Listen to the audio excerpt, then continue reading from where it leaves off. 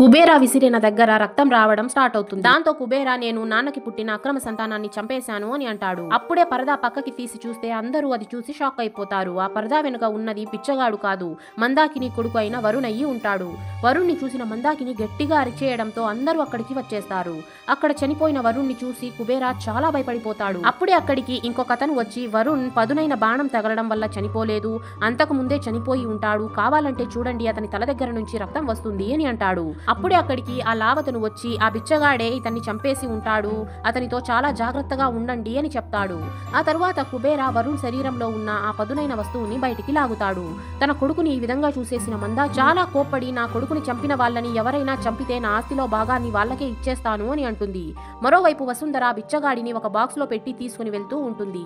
Garage వచ్చాక box open చేస్తే అందులో ఆ బిచ్చగాడు ఉండడు. ఇది చూసిన వసుంధర షాక్ అయిపోతుంది. ఎవరో ఆ బాక్స్ ని మార్చేసి ఉంటారు. ఆ బాక్స్ ని మార్చింది ఎవరో కాదు, ఈ బుడ్డోడు అయి ఉంటాడు. ఈ పిల్లాడికి కూడా డబ్బు కావాల్సి ఉంటుంది. ఆ తరువాత ఏమవుతుందో తెలుసుకోవాలంటే పార్ట్ 14 అని కామెంట్ చేసేయండి.